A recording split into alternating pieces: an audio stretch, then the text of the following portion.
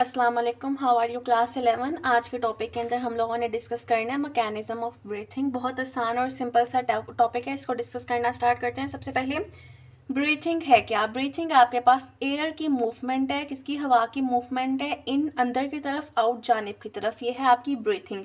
अब आप लोगों ने एक बात हमेशा याद रखनी है कि जो आपकी एयर है, जो आपका सांस आप लोग लेते हो, ये अंदर और बाहर प्रेशर चेंजेस की वजह से होती है। लंग्स हम कहते हैं ना कि हम सांस लंग्स की मदद से लेते हैं।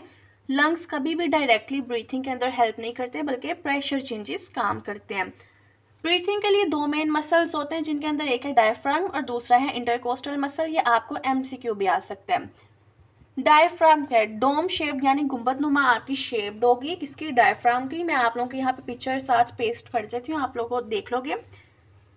डोम शेप होता है हमारे पास डायफ्राम, और ये थोरेसिक कैविटी को एब्डोमेन से, आप लोग इन शॉर्ट कह लो कि आपकी जो चेस्ट वाला पार्ट है उसको आपके पेट से, एब्डोमेन से सेपरेट करता है। कौन?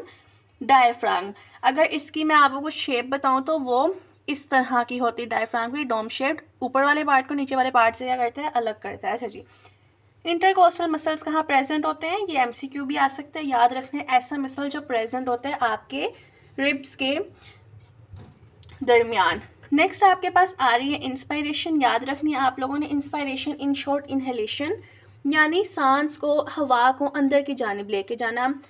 अब जो आपका डायफ्राम है वो कंट्रैक्ट होकर नीचे की तरफ आ जाता है, फ्लैटन डाउनवर्ड नीचे की तरफ आते हैं। इंटरकोस्टल मसल जो है वो कंट्रैक्ट होते हैं और रिब्स अपवर्ड की जानिब मूव करती हैं और बाहर की तरफ मूव करती हैं।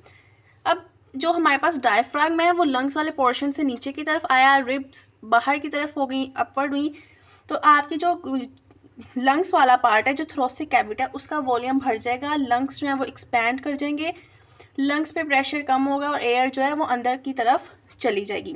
नेक्स्ट आपके पास आता है एक्सपायरेशन यानी एक्सलेशन। अब आपका जो डायफ्राम है वो नीचे की तरफ आ गया था, फ्लैट हो गया था। अब वो अगेनली रिलैक्स होकर ऊपर की तरफ जब जाएगा, डोम शेप्ड के अंदर अगेनली लाइक वो फ्लैट हो गया। अब वो दोबारा जब डोम शेप में जाएगा तो इंटरकोस्टल मसल भी साथ रिलैक्स होंगे, रिब्स डाउनवर्ड आ जाएंगी और अंदर की तरफ बिल्कुल अपनी असली हालत में आएंगी। थोरेसिक कैविटी पे जित वॉल्यूम था वो कम होगा, लंग्स रिकॉइल यानी लंग्स ईजी हो जाएंगे, अपनी असल शेप में आएंगे। लंग्स पर प्रेशर भरेगा और एयर जो है वो बाहर की तरफ चले जाएगी।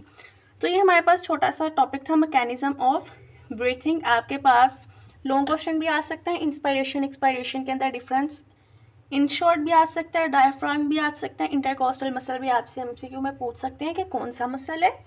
ये कुछ चीज़ें याद करने के लिए। आई होप सो आप लोगों को समझ आ गई हो। अल्लाह हाफिज़।